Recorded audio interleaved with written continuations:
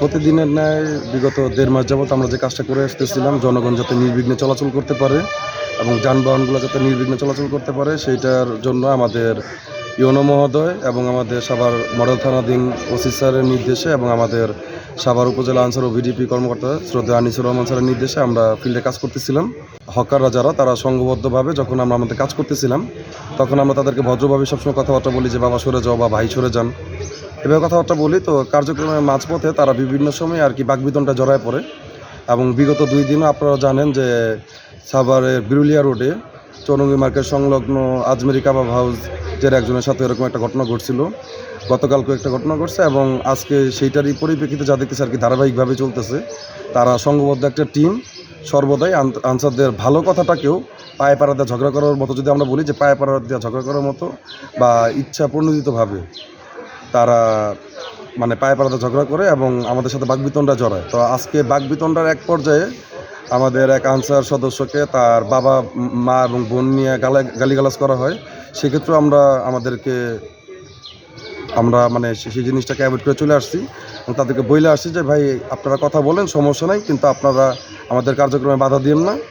এবং মা বোন নিয়ে কখনো গালিগালাজ করবেন, এটা আমরা সুন্দরভাবে ভদ্রভাবে তাদেরকে বুঝিয়ে দিয়ে আসছি। এটা হচ্ছে মজিদপুর রোডে। তো সেই ঘটনাটা রেস ধরেই তার পরবর্তীতে যখন আমরা অন্যদিকে টহলে চলে যাই, তখন ওই যাদেরকে আমরা মানে সকালে 10টার দিকে আমরা মানা করে আসলাম যে আপনারা এখানে বসেন না, তো তারাই এই 11টা 15 মিনিটের পরবর্তী সময় তাদেরকে আবার যখন আমরা উচ্ছেদ করতে যাই যে ভাই এখানে বসা যাবে না, তারা বাকবিতণ্ডা জড়া যায় এবং এক পর্যায়ে আমাদের 2 জন ওইখানে যে টহলরত যে 2 জন ছিল, আনাস এবং সাজ্জাদ, ওদের গায়ে হাত দেয়। তো গায়ে হাত দেওয়ার সময় আশেপাশে থেকে আমরা যতটুকু জানতে পারলাম সাধারণ মানুষের কাছে, তারা সাবলীলভাবেই ছিল, কিন্তু এই গায়ে হাত দিয়ে যখন তাদেরকে মারা শুরু করছে, তখন ওদের মধ্যে যেহেতু ইয়াং মানুষ, ওদের মধ্যে একটু হাতাহাতি হয়েছে। তখন যে তাদের যে চক্রটা ছিল 25 থেকে 30 জনের যে হকার চক্রটা ছিল, তারা একত্রে এসে তাদের উপর হামলা করে। আমাদের আশরাফুল আলম ইয়াসরে প্রচুর পরিমাণ বেত্রাঘাত করা হয় এবং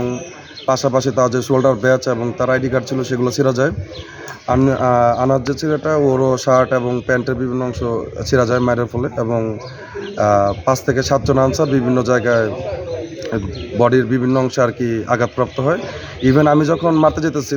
যখন মারামারিটি ঠেকাতে যেতেছিলাম, প্রতিমধ্যে আমি বারবার বলতেছি ভাই থামেন, সেই অবস্থায়ও